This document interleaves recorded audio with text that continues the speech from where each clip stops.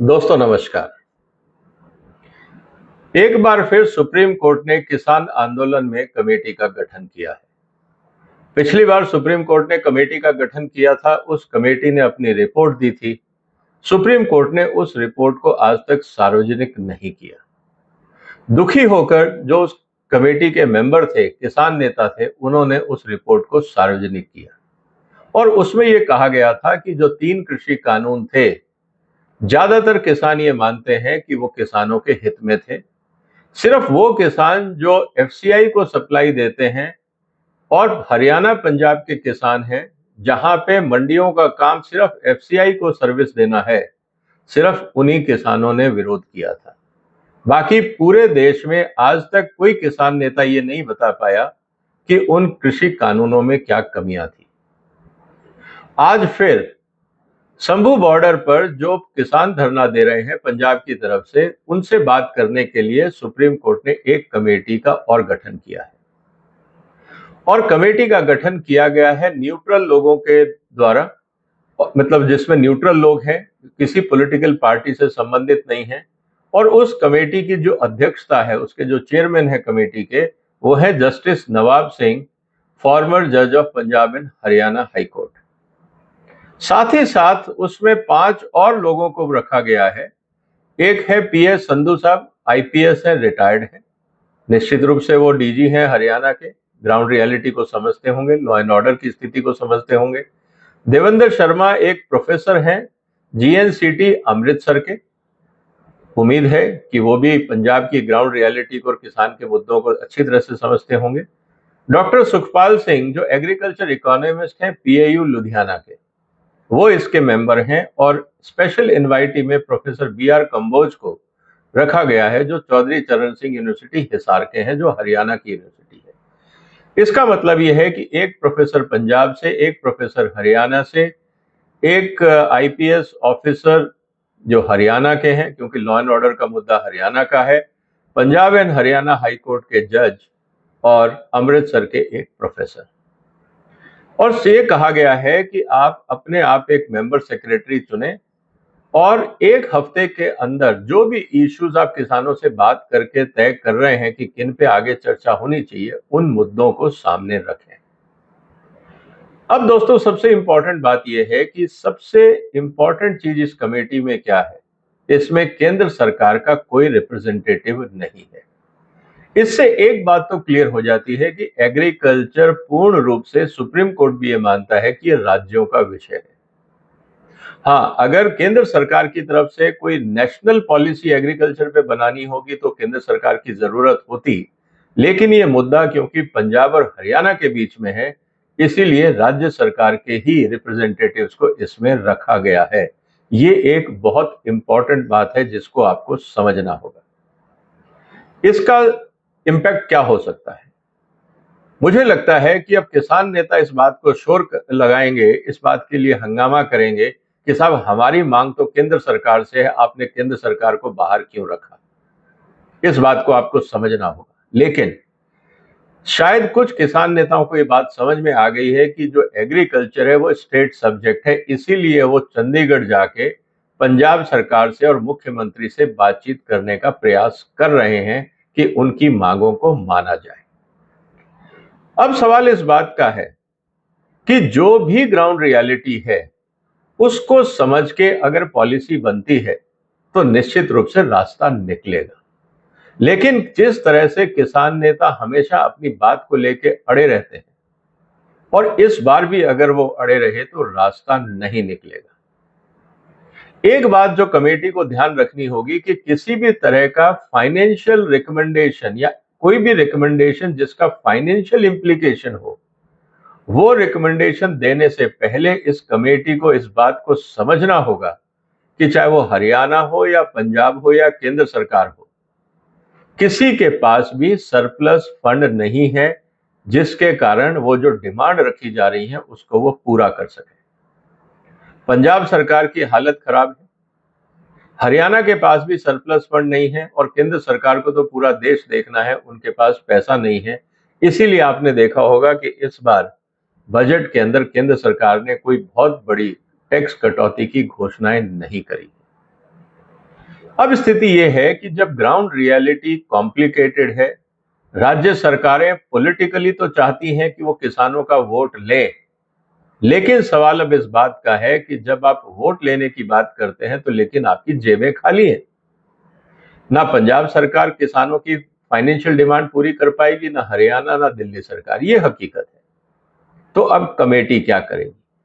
किसानों का सबसे बड़ा मुद्दा यह है कि एमएसपी को लीगल गारंटी दी जाए। अब इसका इंप्लीकेशन क्या होगा, इसको समझाने के लिए मैं आपके सामने एक लाइव एग्जांपल रखता हूं जो आजकल हो रहा है। हिंदुस्तान करीब 70% तेलों का आयात करता है। हिंदुस्तान में अगर हम बात करें सोयाबीन की तो वो तेल की फसल मानी जाती है।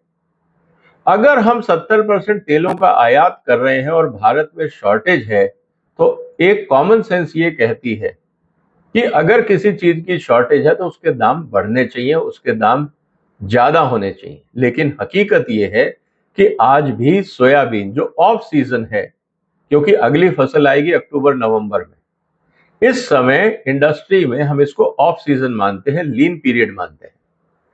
जब हम लीन पीरियड के मंडियों के रेट देखते हैं तो सबसे इंपॉर्टेंट चीज ये है कि मंडियों में एमएसपी से नीचे सोयाबीन बिक रहा है। इसका मतलब क्या है? इसका मतलब यह है कि हिंदुस्तान में खाद्य तेल आयात हो रहे हैं और कोई भी कंपनी किसानों से बीज लेके महंगे दामों पे अगर क्रश करेगी, उससे तेल निकालेगी, तो वो कंपनी को घाटा होगा, उसका दिवालिया निकल जाएगा। इसीलिए कंपनियां इस बात को समझ रही हैं और इसीलिए वो तेल के मामले में आयातित तेल पे निर्भर है। वही कंपनियां इस समय क्रश कर रही हैं सोयाबीन को, जिनको पशु चारे खासकर पोल्ट्री फीड के लिए सोयाबीन मील चाहिए। और बहुत सारी जो पोल्ट्री कंपनीज हैं उन्होंने अपने क्रशिंग प्लांट लगा भी लिए। तो मुख्य जो खरीदार हैं वो पोल्ट्री कंपनी है जिन्होंने बैकवर्ड इंटीग्रेशन करके सोयाबीन क्रशिंग का काम किया है, या वो कंपनियां जिनको अपने जो कस्टमर्स हैं, जो सोयाबीन का खल चाहते हैं, सोयाबीन की मील चाहते हैं अपने फीड प्रोडक्शन के लिए या एक्सपोर्ट करने के लिए, सिर्फ वही लोग इस समय क्रश कर रहे हैं। अब स्थिति ये देखिए कि अगर अगले साल हम सोयाबीन की एमएसपी और बढ़ा देते हैं और अंतरराष्ट्रीय बाजार में तेलों के दाम बढ़ने के कोई बहुत ज्यादा आसार नहीं है, उस स्थिति में अंतरराष्ट्रीय बाजार में तेल, भारत में जो प्रोडक्शन होगा सोयाबीन का या तिलहनों का, अंतरराष्ट्रीय बाजार में रेट भारत में जो तिलहन प्रोडक्शन होगा उससे कम होंगे। उस स्थिति में कौन व्यापारी एमएसपी पे खरीदना चाहेगा? अब सवाल इस बात का है कि लीगल गारंटी का क्या मतलब है। लीगल गारंटी का मतलब यह है कि आप एमएसपी से नीचे नहीं खरीदेंगे। आज कम से कम लोग एमएसपी से 5-7-10 रुपए जो भी उनको सस्ता मिलता है वो लेके क्रश करके, किसान को अगर 40 नहीं मिल रहा तो 35 रुपए दे के भी उसकी फसल खरीद लेते हैं और उसका उत्पादन में इस्तेमाल करते हैं। अगर वो लीगल गारंटी ऑफ एमएसपी हो जाएगी, उस स्थिति के अंदर जो क्रशिंग कंपनीज हैं वो क्या करेंगी? वो और कम खरीदेंगी, उतना ही खरीदेंगी जितना उनकी जरूरत है, क्योंकि उनको पता है कि अगर तेल के लिए सोयाबीन खरीदा गया तो तेल घाटे का सौदा है।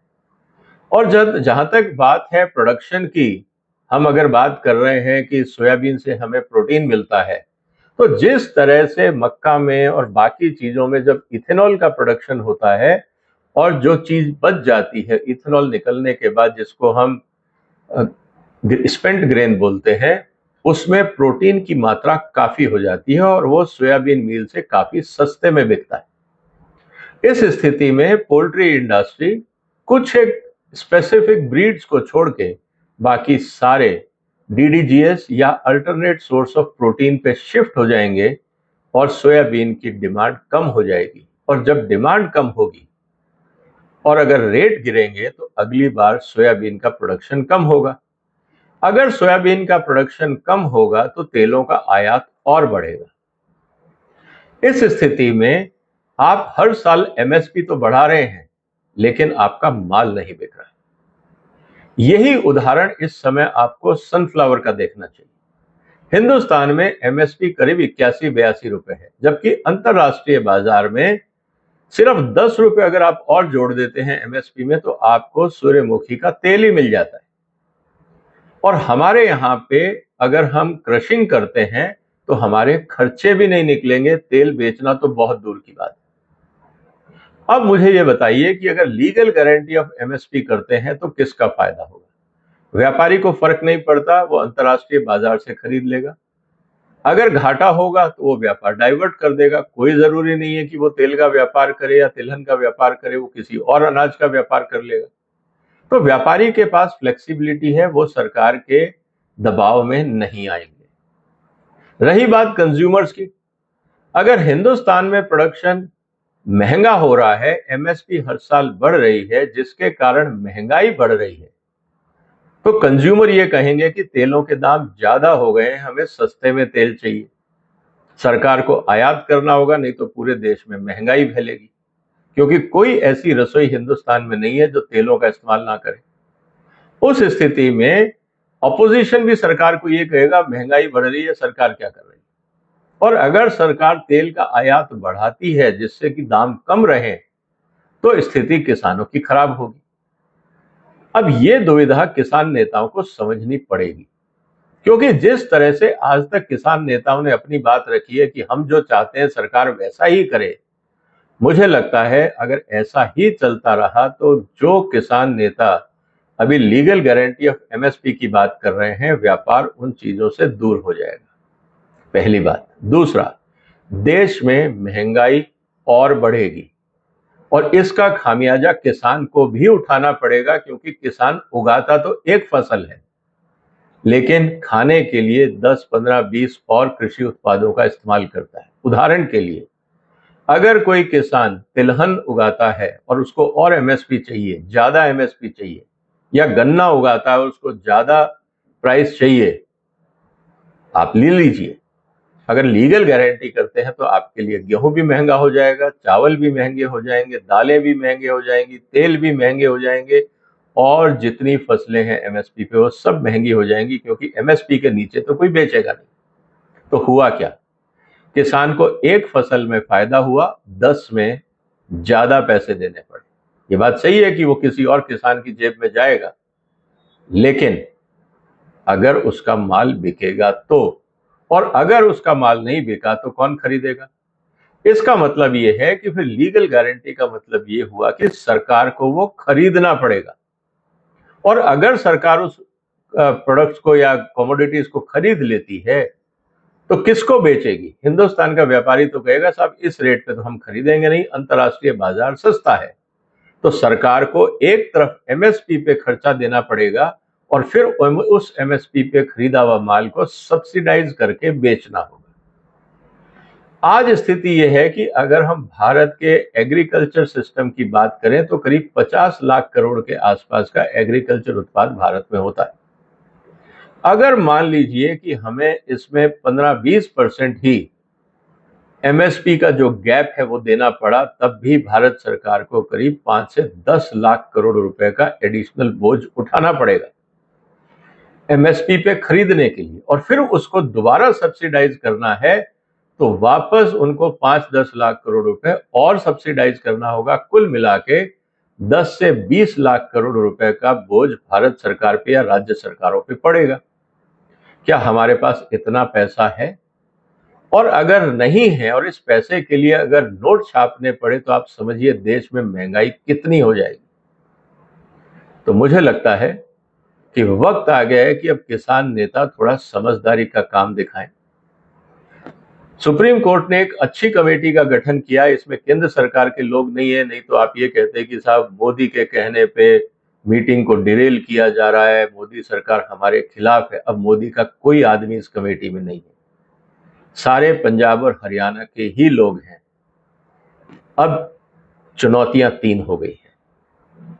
पहला, क्या इस सुप्रीम कोर्ट की कमेटी को किसान मानेंगे, किसान नेता मानेंगे? पहला सवाल, क्योंकि जो अभी तक रुक रहा है किसान नेता जनरली मानने को तैयार नहीं होते हैं। अगर इस बार समझदारी दिखाते हैं तो स्वागत ही होगा। दूसरा, क्या ये कमेटी फाइनेंशियल कंडीशंस को देख के लॉजिकल जस्टिफिकेशन देगी या स्वामीनाथन कमेटी की तरह ये भी पॉलिटिक्स करेंगे?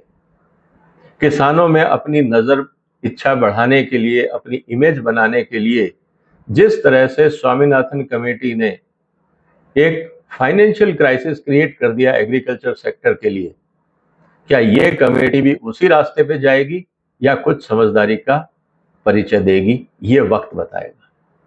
और तीसरी बात, क्या राज्य सरकारें एक्चुअली जिनका काम है किसानों की मार्केट और मंडियों का संचालन करना, क्या वो एमएसपी की गारंटी इंश्योर करेंगी? और अगर माल नहीं बिका तो क्या राज्य सरकारें किसानों से खरीदेंगी या किसानों को उनकी किस्मत पे छोड़ के आंख बंद करके बैठ जाएंगी?